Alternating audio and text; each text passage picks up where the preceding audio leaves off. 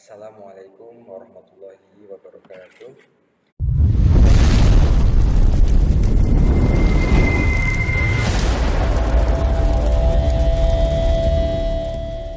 Dalam video kali ini, kami dari kelompok 7 akan mempresentasikan materi mengenai hukum acara perdata. Di mana dalam materi ini kami akan membahas mengenai satu, pengertian hukum acara perdata, tujuan hukum acara perdata, asas hukum acara perdata, sejarah singkat hukum acara perdata, ruang lingkup hukum acara perdata, dan kesimpulan. Sebelum ke materi, kami dari kelompok 7 yang beranggotakan 6 orang yang terdiri dari satu saya sendiri yaitu Wildan Baihaqi, yang kedua ada Mas Ahyarul Imami, yang ketiga ada Mas Muhammad Bintang Ramadan, yang keempat ada Mas Rainat Kahfi Mubarak, yang kelima ada Mas Mumtaz Huda Aufa, dan yang keenam ada Mbak Elianti Seregar. Langsung saja ke materi. Mengenai pengertian hukum acara perdata akan disampaikan oleh saya sendiri. Hukum acara perdata adalah peraturan hukum yang mengatur bagaimana caranya menjamin ditaatinya hukum perdata material dengan perantara hakim atau pengadilan, atau bisa disebut dengan proses peraturan hukum yang mengatur proses penyelesaian perkara perdata melalui hakim atau pengadilan. Saya contohkan, si A itu sebagai penjual dan si B itu sebagai pembeli. Ketika si B membeli sesuatu kepada si A dan setelah menerima barang tersebut si B tidak membayarnya sehingga menimbulkan kerugian bagi si A. Kalau semisal si A itu ingin menegakkan keperdataannya, maka dia bisa datang ke pengadilan. Selanjutnya, segala ketentuan yang mengatur tata cara pengajuan akan diatur oleh hukum acara perdata. Selanjutnya, untuk materi berikutnya akan disampaikan oleh Mbak Elianti Siregar. Baiklah, di sini saya akan menjelaskan tentang tujuan hukum acara perdata.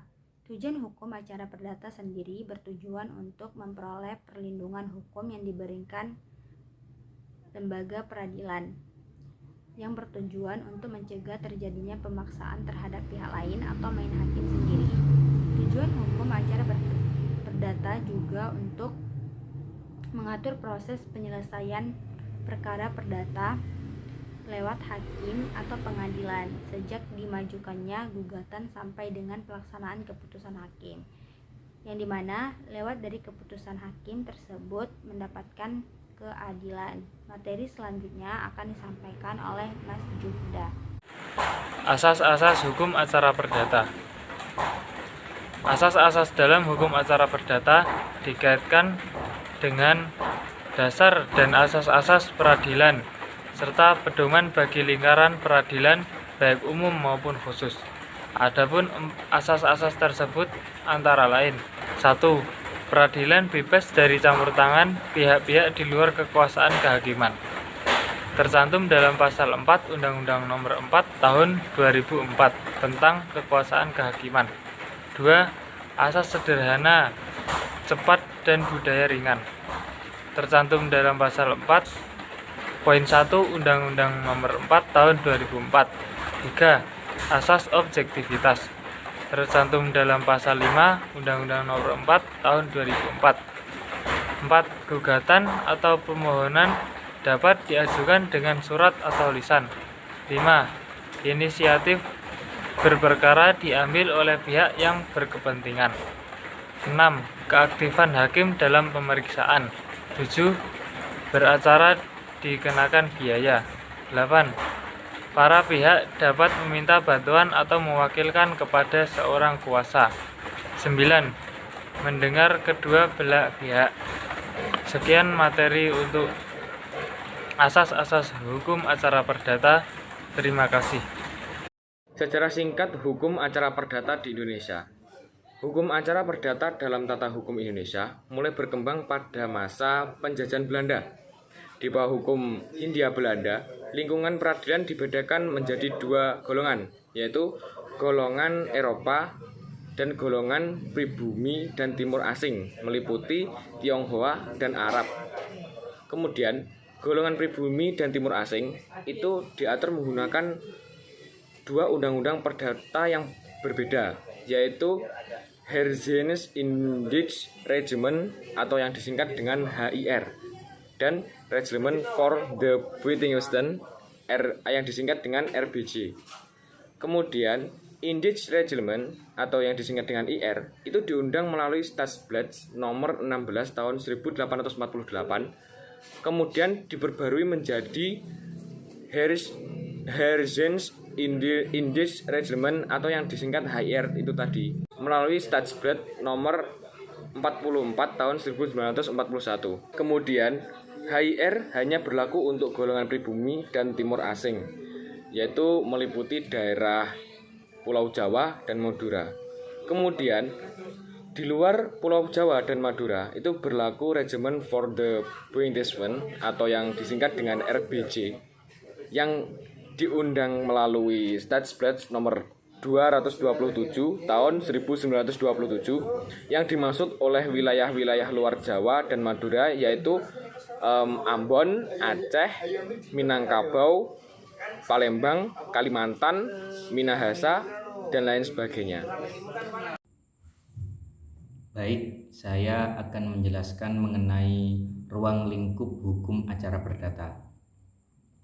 Sebelum dan sesudah majelis hakim mengambil putusan di pengadilan, maka akan dilakukan beberapa tahapan. Tahapan inilah yang kami maksud dengan ruang lingkup kegiatan hukum acara perdata. Ruang lingkup hukum acara perdata ini meliputi 3 tahapan. Yang pertama pendahuluan, yang kedua penentuan, dan yang ketiga pelaksanaan. Yang pertama tahap pendahuluan. Tahap pendahuluan adalah tahap sebelum proses pemeriksaan di pengadilan, yaitu tahap menyiapkan segala sesuatunya guna melakukan pemeriksaan di persidangan. Tahap pendahuluan ini meliputi seperti pendaftaran perkara dalam daftar oleh panitera, yang kedua penetapan majelis hakim, dan juga penetapan hari sidang. Tahap yang kedua yakni tahap penentuan. Tahap penentuan adalah tahap ketika proses berjalannya pemeriksaan perkara di persidangan, mulai dari pemeriksaan peristiwanya dalam jawab-menjawab, kemudian pembuktian peristiwanya sampai dengan penetapan keputusan dari hakim. Tahap penetapan ini meliputi hakim menjatuhkan putusan gugur, verstek, dan juga perdamaian. Yang ketiga yakni tahap pelaksanaan. Tahap pelaksanaan adalah tahap merealisasikan putusan hakim yang sudah memiliki kekuatan hukum tetap sampai dengan selesai. Tahap pelaksanaan ini meliputi antara lain unmanning, yang kedua sita eksekutorial, dan juga pelaksanaan putusan secara paksa atau sukarela. Demikian penjelasan mengenai kesimpulan dari apa yang sudah disampaikan tadi akan disampaikan oleh Mas Renat Kavin Mubarok. Ya, langsung saja di sini saya akan menjelaskan kesimpulan dari semua apa yang sudah dijelaskan oleh teman saya di video sebelumnya. Hukum acara perdata adalah peraturan hukum yang mengatur bagaimana cara menjamin ditaatinya hukum perdata material dengan perantara hakim pengadilan. Hukum yang sudah mulai berkembang sejak masa penjajahan Belanda ini bertujuan mengatur proses penyelesaian perkara perdata lewat pengadilan.